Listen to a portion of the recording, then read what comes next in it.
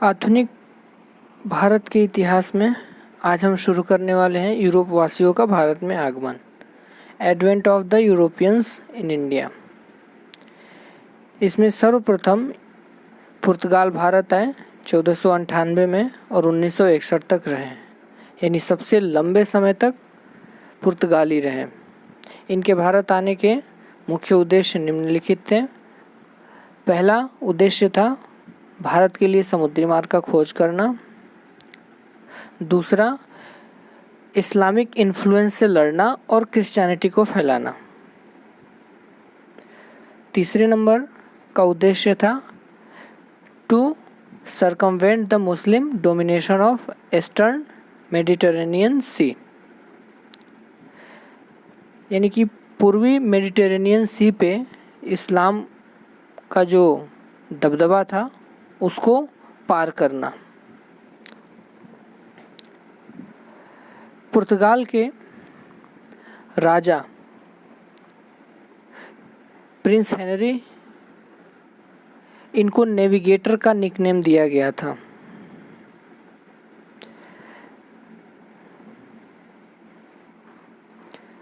Prince Henry की एक इच्छा थी कि वो पूर्व के देश में समुद्री यात्रा या समुद्री मार्ग की खोज करें या पूर्व से इनका व्यापार अधिक से अधिक हो। पुर्तगालियों ने ही सर्वप्रथम सी रूट ट्रेड शुरू किया, क्योंकि सबसे पहले समुद्री मार्ग की खोज इन्होंने ही किया, तो व्यापार ही उन्होंने ही शुरू किया। इससे पहले जो भी व्यापार होते थे वो लैंड रूट से होते थे और बीच में अरब वाले मिडिल मैन का काम करते थे। नेक्स्ट हम ट्रीटी ऑफ टॉर्डेसिला के बारे में जानते हैं। 1494 में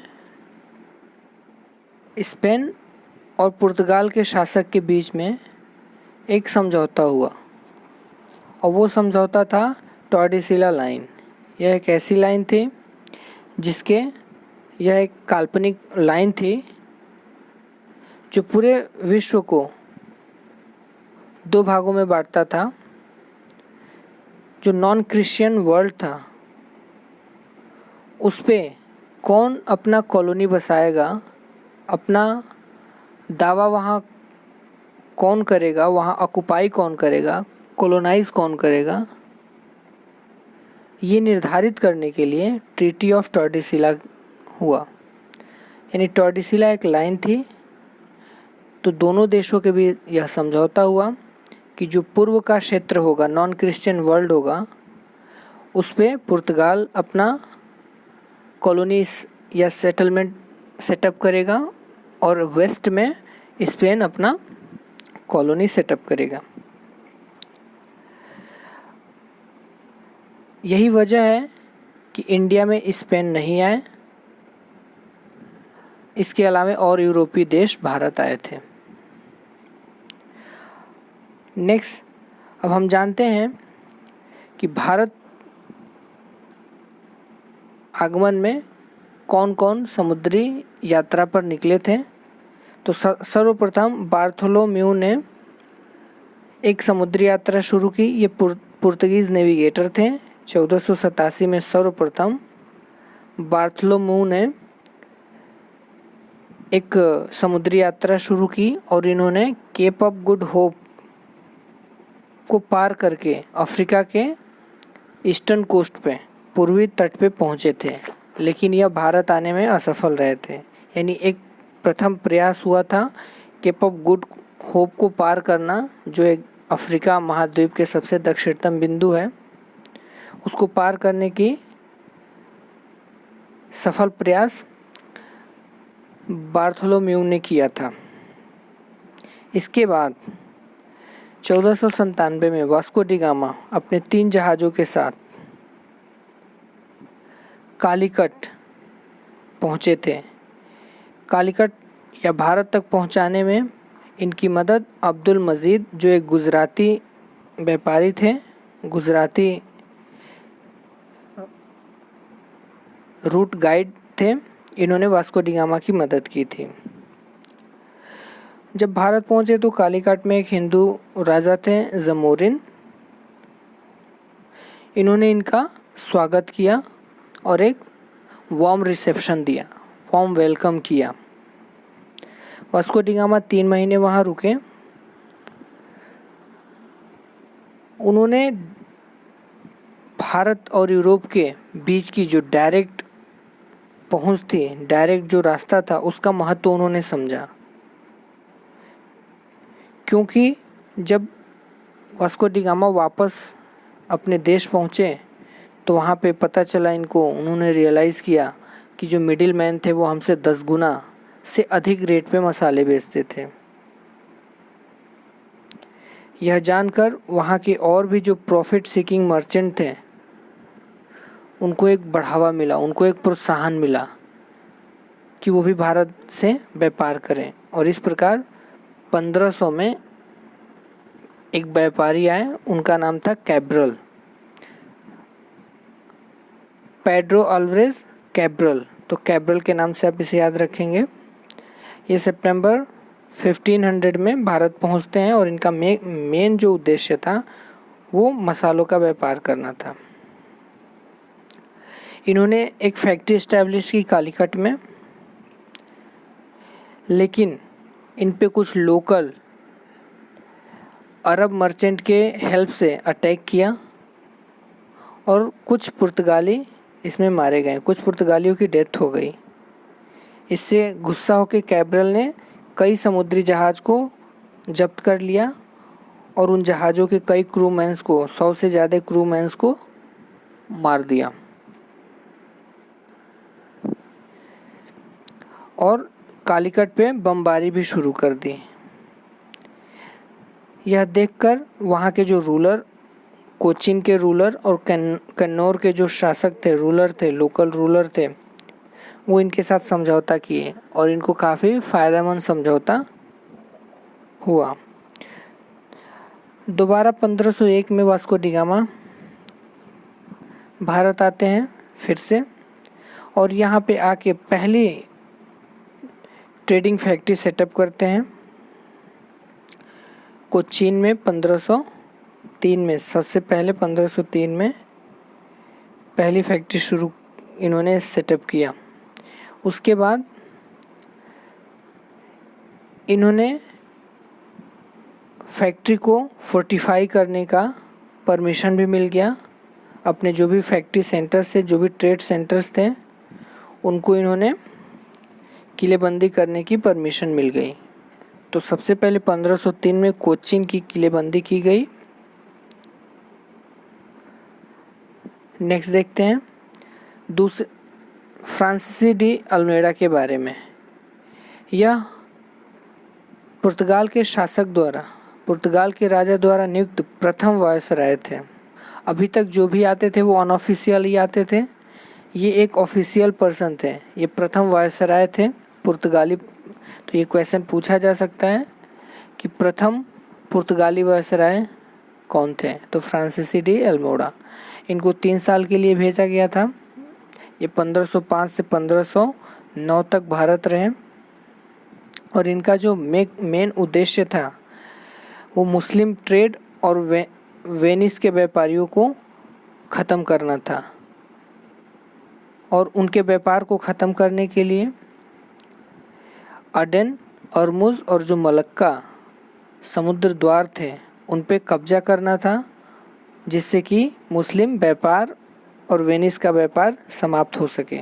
दूसरा इनको जो काम करने के लिए भेजा गया था कि कोचीन, कन्नौर, अजीव द्वीप जो भी फैक्ट्री हैं, जो भी हम उनका केंद्र है, व्यापारिक केंद्र है, उनको किलेबंदी की जाए। और तीसरा था कि पुर्तगाल की स्थिति को भारत में और मजबूत करना। लेकिन इनके सामने कुछ चैलेंजेस भी थे, जैसे जमोरिन खुद एक चैलेंज थे। पुर्तगाल चाहते थे कि अरब के व्यापारियों को जमोरिन पूरी तरह से खारिज कर दें और सिर्फ व्यापार करने का अधिकार पुर्तगालियों को दे दें, लेकिन ऐसा वो नहीं किए, जिसके वजह से जमोरिन भी इनके लिए चैलेंजेस बन गए, अल्मेडा के लिए चैलेंजेस, एक चुनौती बन गए। दूसरा चुनौती था सुल्तान, मिस्र के सुल्तान। और तीसरा था वेनिस के कुछ व्यापारी। पुर्तगालियों के आने से वेनिस के व्यापार खतरे में आ गया था, क्योंकि पुर्तगाली बहुत ज़्यादा इंटरफेयर करते थे। और इसी वजह से 1505 में दीव, तमन वाला दीव में एक नेवल बैटल होता है। पुर्तगाल और गुजरात मिस्र के संयुक्त आर्मी के साथ, नेवल के साथ, आर्मी के साथ नहीं, नेवल के साथ। और इजिप्ट को मर्चेंट ऑफ जो वेनिस थे उन्होंने भी सपोर्ट किया था। इसका कारण क्या था? जो मिस्र के शासक थे, जो मिस्र के जहाज़ थे, सैनिक थे, वो लाल सागर में पुर्तगाल के जहाज़ को जाने से रोक दिया। और इस वजह से एक युद्ध होता है, समुद्र में लड़ाई होती है, और इस युद्ध में अल्मेडा का बेटा मारा जाता है और पुर्तगालियों की हार होती है। अगले साल अल्मेडा इसका बदला लेते हैं और दोनों, गुजरात नेवी और इजिप्ट, इन दोनों को क्रश कर देते हैं, पूरी तरह से तहस नहस कर देते हैं। और इस जीत के बाद अल्मेडा ने ब्लू वाटर पॉलिसी की शुरुआत की। इसका मतलब था कि master of the Indian ocean, जो इंडियन ओशन पे राज करेगा वही भारत के व्यापार पे राज करेगा, इनका ऐसा मानना था। यानी समुद्र पर, हिंद महासागर पर पुर्तगाली आधिपत्य पूरी तरह से स्थापित करना था। दूसरे नंबर के जो वायसराय थे वो थे अल्फ्रांसो डी अल्बुकर्क। ये 1509 से 1515 तक वायसराय रहे। दूसरे पुर्तगाली वायसराय थे और इनको रियल फाउंडर ऑफ पुर्तगीज़ माना जाता है। यानी कि वास्तविक संस्थापक पुर्तगाल के यही थे, अल्बुकर्क। क्यों ये वास्तविक थे? क्योंकि इन्होंने बड़े महत्वपूर्ण काम किए। जैसे पहला इनका महत्वपूर्ण काम था कि जितने भी सी एंट्रेंस थे, जो भी समुद्र के द्वार थे, वहाँ पे अपना एक बेस बनाया, जिससे कि सभी जहाज़ों पे अपना नज़र रख सकें और इंडियन ओशन पे कंट्रोल कर सकें। और ये सी एंट्रेंस कैसे थे, समुद्र प्रवेश द्वार कैसे थे? जैसे ऑर्मुज हो गया फारस की खाड़ी पे, लाल सागर में मालाबार तट हो गया भारत में, और मलक्का हो गया। तो इन सी एंट्रेंस पे इन्होंने किला बनाया, अपना गढ़ बनाया, और वहाँ से ये नज़र रखते थे। दूसरा, इन्होंने परमिट सिस्टम शुरू किया। जो भी दूसरी जहाज़ें आती थी उनको परमिट लेना पड़ता था, परमिशन लेना पड़ता था। और उस क्षेत्र में अगर कोई भी शिप बिल्डिंग का काम करना है, शिप बिल्डिंग सेंटर खोलना है, तो उन पे भी कंट्रोल होता था। तीसरा, गोवा को इन्होंने एक्वायर किया 1510 में। ये बहुत ही महत्वपूर्ण अचीवमेंट था पुर्तगीज़ के लिए। जो सुल्तान, बीजापुर के सुल्तान थे, उनसे 1510 में गोवा अपने कब्जे में ले लिया। यह एक बहुत ही महत्वपूर्ण पोर्ट था। और एबोलिशन ऑफ सती प्रथा की भी शुरुआत की थी इन्होंने। सती प्रथा ख़त्म करने में इन्होंने मदद की थी। और जो भी वोयेगर समुद्री यात्रा पे आए थे भारत, जो भी पुर्तगाली समुद्री यात्रा पे आए थे और भारत में रुक गए थे, उनको इन्होंने इनकरेज किया कि आप यहीं के लोकल औरतों से शादी कर लो और अपने रिश्ते मजबूत करो। इससे क्या होगा कि इनको व्यापार में फ़ायदा मिलेगा और पुर्तगालियों पे विश्वास बढ़ेगा। अगला इनका जो योगदान था, इन्होंने विलेज लैंडलॉर्ड, अपने आप को ये विलेज लैंडलॉर्ड घोषित कर दिए। गांव में नए सेटलमेंट बनाने शुरू किए और ख़ुद को लैंडलॉर्ड इस्टेब्लिश कर दिए। और उन गाँव में नए नए रोड बनाते थे, इरिगेशन की सुविधाएं देते थे। नए क्रॉप का, नए फसल का इंट्रोडक्शन किया वहाँ पे। और इनकी जो पॉलिसी थी, पॉलिसी ऑफ इम्पेरियलिज्म, साम्राज्यवाद का नीति इन्होंने अपनाया। नेक्स्ट तीसरे नंबर पे आते हैं नीनो दी कुन्हा, 1529 से 1538 तक रहते हैं। ये तीसरे गवर्नर थे। ये आते ही 1529 में आते हैं, लेकिन 1530 में अपनी राजधानी कोच्चि से बदल के कहाँ कर दिए, गोवा कर दिए। यानी इनकी जो इनके बिजनेस का हेडक्वार्टर था वो गोवा हो गया। और गोवा को किसने एक्वायर किया था, इनके पहले वाले अल्बुकर्क ने 1510 में, और 1530 में इसको राजधानी बना दी गई। कुन्हा ने बहादुर शाह को हुमायूं के बीच जो कन्फ्लिक्ट था उसमें मदद किया था। बहादुर शाह और हुमायूं के बीच एक कन्फ्लिक्ट था, उसमें बहादुर शाह को कुन्हा ने हेल्प किया था, और उसके बदले में बासिन की आइलैंड रेवेन्यू के रूप में 1534 में दे दिया, और एक बेस बनाने के लिए भी दीव में दे दिया। इनकी मदद से हुमायूं 1536 में वापस चले गए, गुजरात उनको छोड़ना पड़ा। लेकिन इनके छोड़ने के बाद कुन्हा यानी पुर्तगाली और बहादुर शाह के बीच रिलेशन खट्टे हो गए, और इनके खट्टे होने का कारण था कि पुर्तगालियों और वहाँ गुजरात के लोकल लोगों के बीच में कन्फ्लिक्ट होना।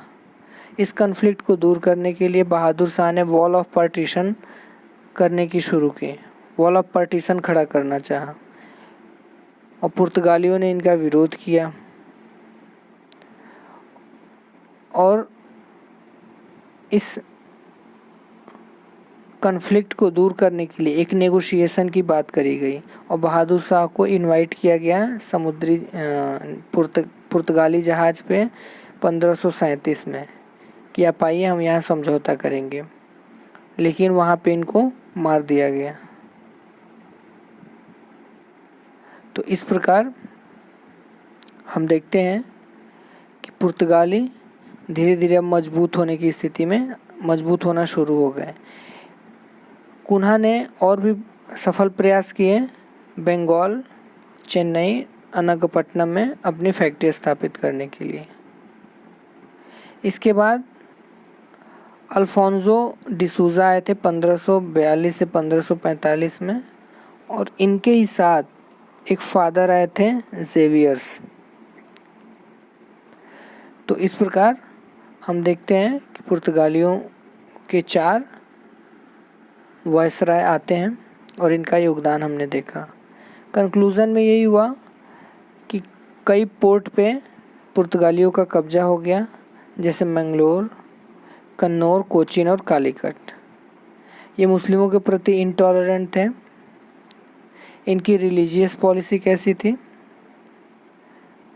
तो ये क्रिश्चियन को स्प्रेड करना चाहते थे, क्रिश्चियनिटी को। और इसी के लिए एक बार अकबर द्वारा मिले इनविटेशन, जो 1579 में अकबर ने इनवाइट किया था फतेहपुर सीकरी में होने वाले धर्म सम्मेलन में, पुर्तगाल अपने 2 फादर को भेजा। एक थे एक्वाविवा और दूसरा थे मोन्सेरेटे, और वो 1580 में वहाँ पहुँचे फतेहपुर सीकरी, 1583 तक रहे।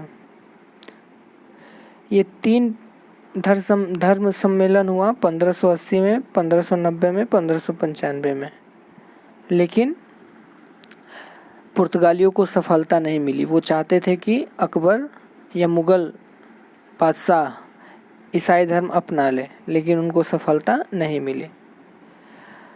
अब हम देखते हैं कि पुर्तगाली मुग़लों का फेवर कैसे खो दिया।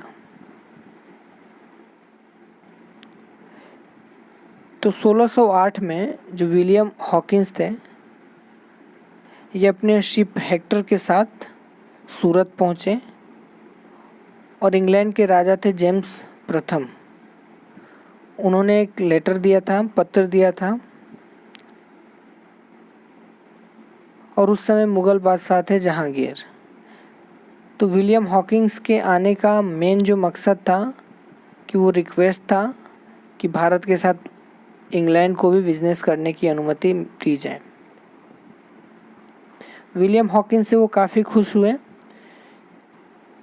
क्योंकि वो तुर्की लैंग्वेज जानते थे और उनके गिफ्ट को एक्सेप्ट किया और रिसेप्शन भी मिला 1609 में। इनका वार्म वेलकम हुआ विलियम हॉकिंस का और इनको मनसबदार भी घोषित अपॉइंट कर दिया, नियुक्त कर दिया। यानी कुल मिला के ट्रेड करने की सुविधा मिल गई, ट्रेड करने की अनुमति इंग्लैंड को मिल गई। इस बात से पुर्तगालियों को काफ़ी आहत हुआ और आहत होके उन्होंने इंग्लैंड के जहाज को सूरत के बंदरगाह आने से रोक दिया। अब मुग़ल बादशाह दुविधा में पड़ गए कि पुर्तगालियों को सपोर्ट करें या फिर इंग्लैंड को, और इस दुविधा के चक्कर में हॉकिंस वापस चले गए। क्यों वापस चले गए? 1611 में वापस चले गए। क्यों चले गए? क्योंकि वो पुर्तगालियों को काउंटर करने में अनेबल थे, उनका सामना नहीं कर पाए, और जो मुग़ल बादशाह थे उनकी वैसिलेटिंग पॉलिसी थी, यानी कि दुविधा वाली स्थिति थी, खुल के सपोर्ट नहीं कर पाए। इस स्थिति में हॉकिंस वापस चले गए। इसके बाद 1612 में कैप्टन बेस्ट आते हैं और उनकी लड़ाई होती है पुर्तगाल से और सफलतापूर्वक जीत भी जाते हैं। इससे काफ़ी इम्प्रेस होते हैं बादशाह, काफ़ी सीखते भी हैं कि नेवल इम्पोर्टेंस, समुद्री जहाज़ों का, समुद्री सेनाओं का भी योगदान उन्होंने महसूस किया।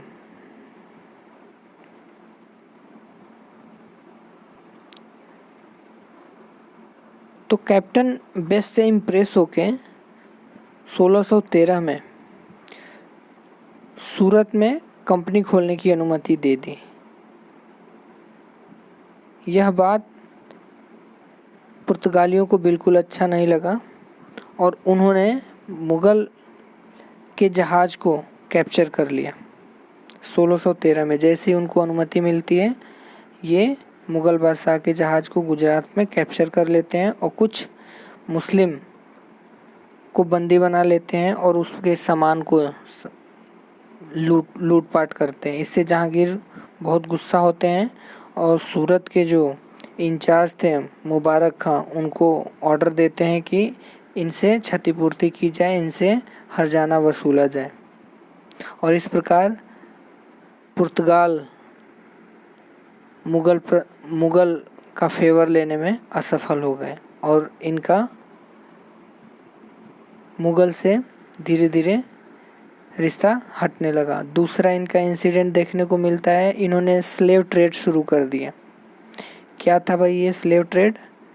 ये जो भी हिंदू और मुस्लिम बच्चे थे उनको परचेस करते थे, उनको जब्त करते थे और क्रिश्चियन के रूप में पालना पोसना शुरू किया, उनको क्रिश्चियन बनाना शुरू किया।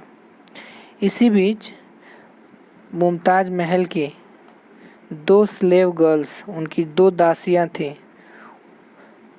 उनको पुर्तगालियों ने जब्त कर लिया, कैप्चर कर लिया 1632 में। इस बात से काफ़ी नाराज़ हुए और शाहजहां ने कासिम खान को, जो बंगाल के गवर्नर थे, ऑर्डर दिया कि पुर्तगालियों को पूरी तरह से भगा दो। और इनके बीच एक लड़ाई होती है जिसमें 1000 से ज़्यादा मुग़ल मारे जाते हैं और उनके पुर्तगालियों के 400 सैनिक कब्जे में कर लिए जाते हैं और उनको 2 ऑफ़र दिया जाता है जो कैदी थे, या तो इस्लाम अपना लो या तो गुलाम बन के रहो। तो इस प्रकार पुर्तगालियों का फेवर ख़त्म हो जाता है। पुर्तगालियों की जर्नी यहाँ पे ख़त्म हो जाती है, मुग़ल से उम्मीदें ख़त्म हो जाती हैं। आइए हम जानते हैं कि पुर्तगालियों के पतन का क्या कारण था। तो पहला मुख्य कारण था कि इजिप्ट में एक पावरफुल डायनेस्टी का उत्थान होना। दूसरा, मराठा का भी पड़ोस में मराठों का मजबूत होना। इनकी रिलीजियस पॉलिसी मुस्लिम के खिलाफ थी, ये क्रिश्चियनिटी में कन्वर्ट करते थे। ये डिसऑनेस्ट ट्रेड प्रैक्टिस करते थे, बेईमानी से व्यापार करते थे। समुद्री लूटपाट भी इन्होंने शुरू कर दी थी।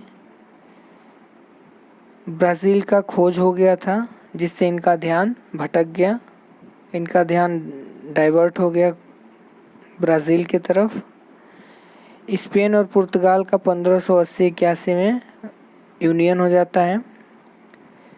ये यूनियन इसलिए होता है कि इंग्लैंड और हॉलैंड से लड़ाई लगती है, तो इनको एक होना पड़ता है, जिससे कि ये इधर कम ध्यान दे पाए।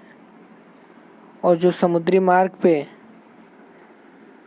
जो समुद्री मार्ग के ज्ञान का जो एकाधिकार प्राप्त था पुर्तगाल और स्पेन को, वो पूरे यूरोप में सबको पता चल गया, जिससे कि यूरोप के अन्य देश भी भारत आने शुरू हो गए। और विजयनगर का पतन भी, जिससे विजयनगर में गोवा एक प्रमुख बंदरगाह होता था, लेकिन जैसे विजयनगर का पतन होता है, गोवा का महत्व भी कम हो जाता है। सिग्निफिकेंस ऑफ पोर्टुगीज, इनका क्या योगदान था? तो ये इनके आने से यूरोपियन एरा का शुरुआत होता है। नेवल पावर की उत्पत्ति होती है। इन्होंने यह बताया कि व्यापार पे एकाधिकार उनका ही होगा जिनका डर और फोर्स जिसके पास ज़्यादा होगा, यानी फोर्स का यूज़ करके हम व्यापार पे दबदबा पा सकते हैं। मिलिट्री इनोवेशन इन्होंने किया। मल्टी डेक शिप इन्होंने चलाया। मल्टी डेक यानी कि एक से ज़्यादा छत वाले 2 मंजिला 3 मंजिला बहुमंजिली जहाज़ें शुरू की। इससे 2 फायदे होते थे कि भारी गोला बारूद ढोने में